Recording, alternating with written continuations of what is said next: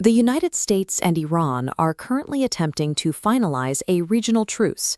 Central to the agreement is a move by the American executive to lift the blockade on the Strait of Hormuz, the world's most sensitive maritime choke point.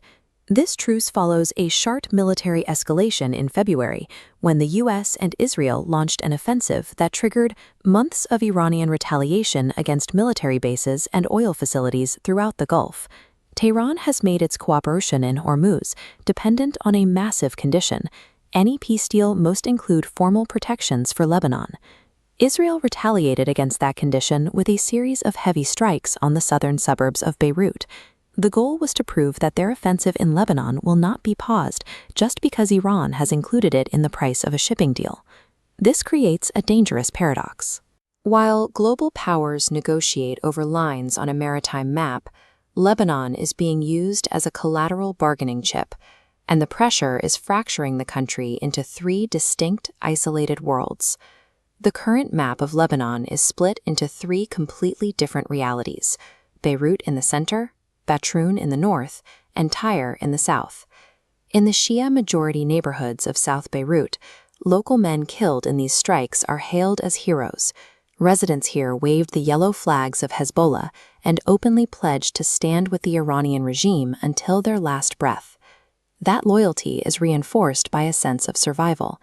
The regime in Tehran has just endured a combined attack by the Americans and Israelis, a scenario that should have been its worst nightmare, and emerged intact. That survival has left Hezbollah supporters deeply emboldened. 2 hours north, the seaside town of Batroun tells a different story. In this overwhelmingly Christian area, the explosions in the south feel like they are happening in another country. Instead of preparing for war, people here are streaming World Cup games. The focus is on maintaining a normal daily life, detached from the conflict on the border. But that detachment is turning into resentment. Christian leaders like Gabran Bassil argue that Hezbollah is following an Iranian agenda rather than a Lebanese one, dragging the entire nation into a war it did not choose. By prioritizing regional proxy goals, Hezbollah is losing its popular legitimacy among the very citizens it claims to defend. To see the human cost of that friction, you have to look at Tyre. This city near the southern border has been left empty and broken by relentless airstrikes. Prime Minister Netanyahu maintains that Israel's war is strictly with Hezbollah and Iran. He insists the Lebanese people themselves are not the target. But on the ground, the destruction is indiscriminate. The residents who stayed behind point to the rubble of civilian homes and the deaths of Muslims, Christians, and Druze alike as proof that the war is not as surgical as the rhetoric suggests. They cite instances where over 100 bombs hit civilian heavy areas within a single hour. In those moments, the distinction between a militant target and a civilian neighborhood vanishes. Despite the precision claims made in foreign capitals, the civilians in Tyre are the ones bearing the ultimate cost of a war being fought over their heads. This local devastation is the latest front in the war that began in Gaza on October 7th.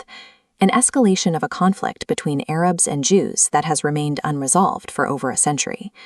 The strategy employed by the U.S. and Israel, the assumption that bombs alone will bury the regime in Tehran, has failed to produce a conclusion. It has only produced a more expansive war. Peace requires a political strategy, but diplomacy is currently being crowded out by kinetic military actions. As long as the bombs are falling, the space for actual negotiation disappears. The consequence of this deadlock is visible on the beaches of Tyre.